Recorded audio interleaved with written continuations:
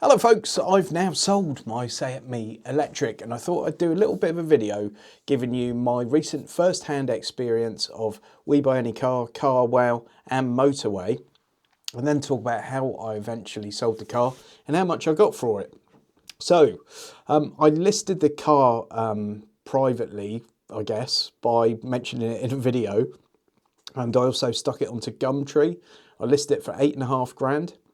Now I've got the V-check for it here somewhere. Don't forget, if you're buying a used car, use V-check. My link's in the video description. I think it's the best one out there, and it's also one of the cheapest ones out there. Anyway, I digress. Now, in that report, I'm going to read it here. Private average price, it says 8,800 quid.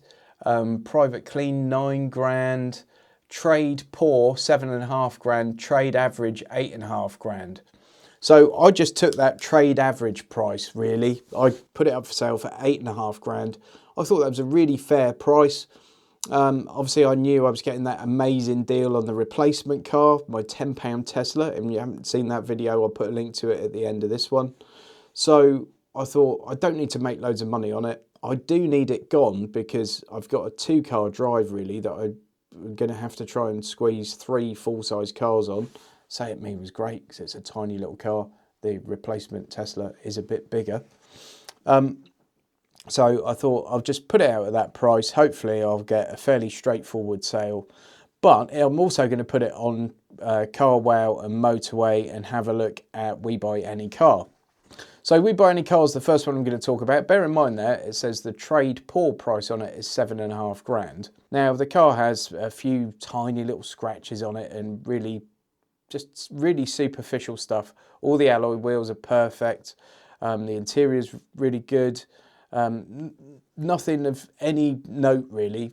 To be honest, most of the scratches that are on it, you wouldn't see on a different colour car, but because it's black, they just stand out a bit, don't they? Anyway, they quoted me 6,700 quid for that car, We Buy Any Car, and that's before I'd gone up there. And I've heard lots of stories about them knocking people down a lot when they turn up.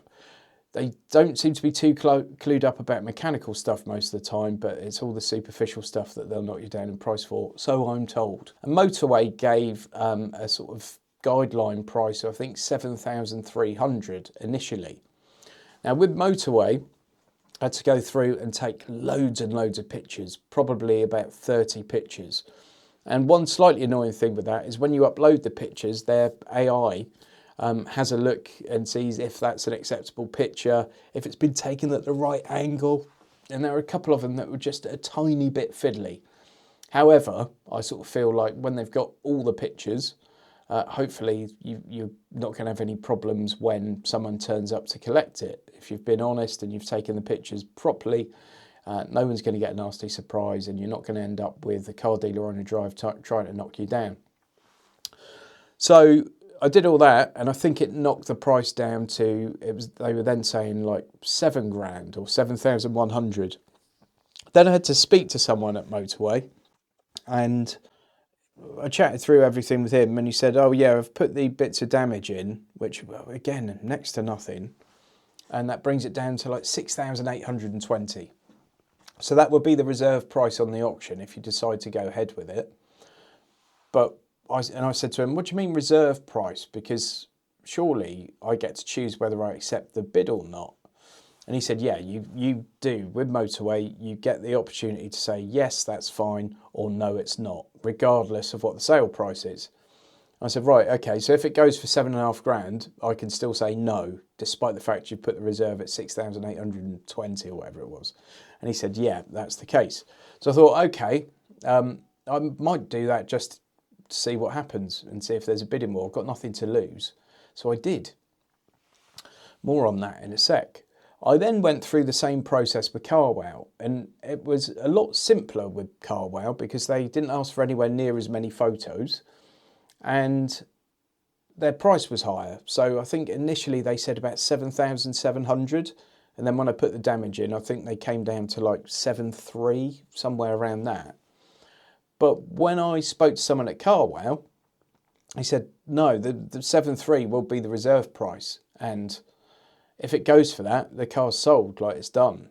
Like they want a copy of your V5, pictures of your V5, and they will actually process the sale. I'm not happy with that reserve price. There's no way I'm selling it for that much because that's so far under retail price. It's ridiculous. And the guy said, unfortunately with CarWow, you know, if it goes for the reserve, the car has to be sold. Tell me if this is wrong, by the way, but this is what I was told by the employee at CarWow. And I just felt that was too little money. And he said, well, we could put it up a bit if you want, but and I sort of thought, I just can't be bothered.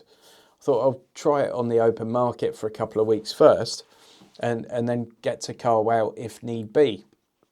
Well, the Motorway auction went through and it went for the reserve price. So I just said, no, definitely not interested. Wouldn't consider getting rid of it for that price. And the guy was like, oh, okay, if you want to try it again at another time, let me know. And they were really good. Service was, I can't fault the service really. It was just a really disappointing price, I thought. It would have been a bargain for the car dealer that got it, that's for sure. But yeah, I wasn't going to let it go for that because I'm not a mug. Then with CarWow, I just sort of thought I'll leave that on the back burner. If I need to revisit at some point, I can. I've done the donkey work on it.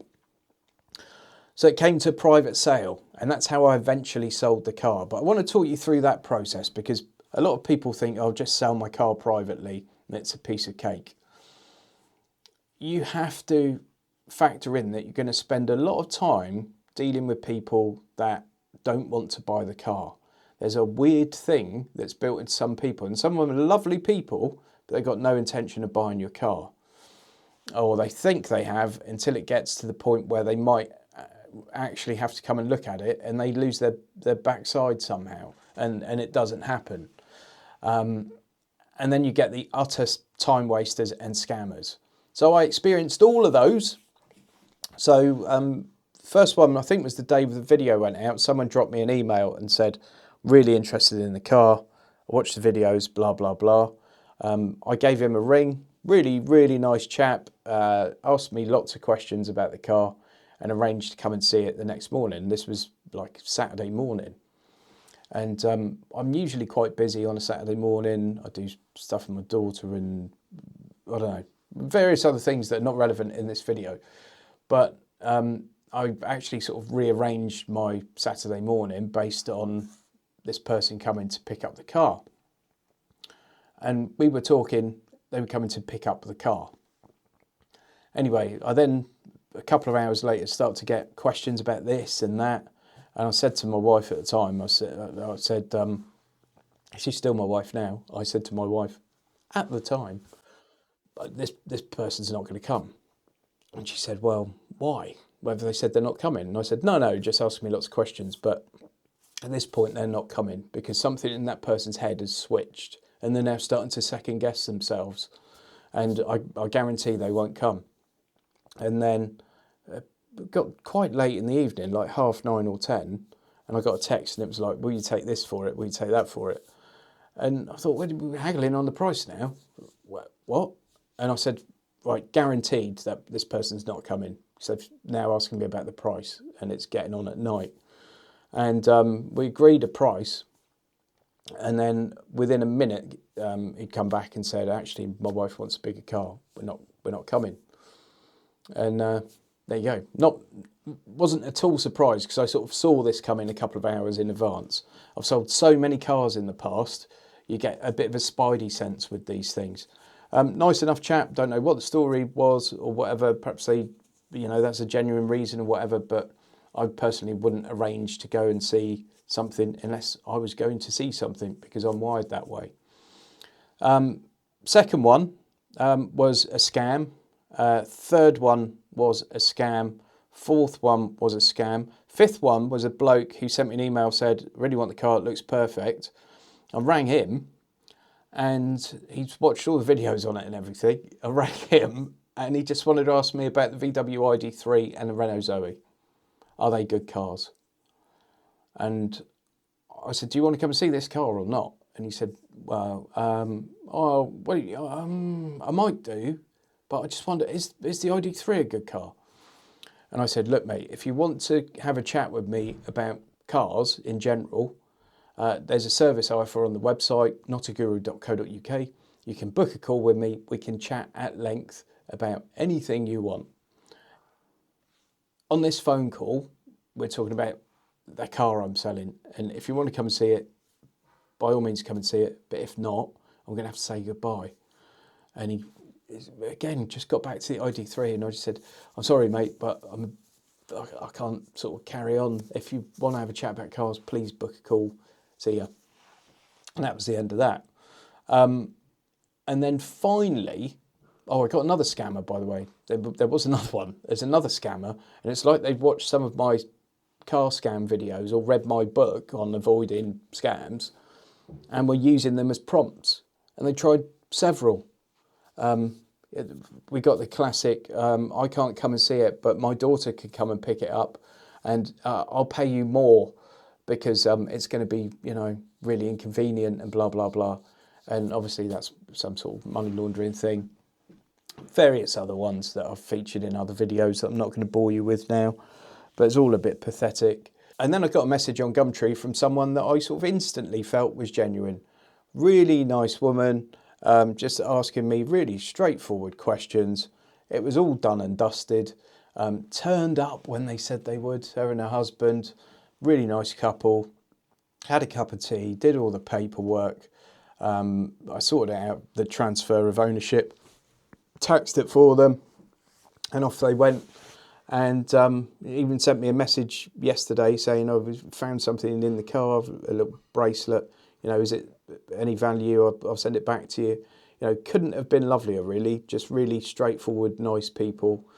I sold it for far less than it was worth, just because they were genuine. I just wanted rid of it. I thought, do you know what? I've got such a good deal on this new car. Doesn't matter if I lose a few quid on this one. I'll just get rid of it. I mean, at 8,500 quid, that car was an absolute bargain, like a real bargain. And I sold it for 7,900. So someone's done quite well out of it, but I've done well out of it because I've done really well on the new car. I've got space on my drive that I needed, and I haven't had to deal with any more sort of time wasting or people that make plans and then break them, or scammers or anything like that. And I didn't stick it on Auto Trader. I didn't get to like that stage. That saved me a few quid. So all in all, I'm quite happy with it. Anyway, I'll put links to all those in the video description. I'm sure you know where to find them already, but I'll put the links in there anyway. Please give this one a thumbs up. Please subscribe to the channel. And please let me know how you've got on using some of those car buying services. Has your experience been different to mine? Have you had a better price from We Buy Any Car than the other two at any point? I'd be interested to hear that. Thanks for watching. I'll see you on the next one. Huge thanks to all my channel members for your continued support. I really do appreciate it.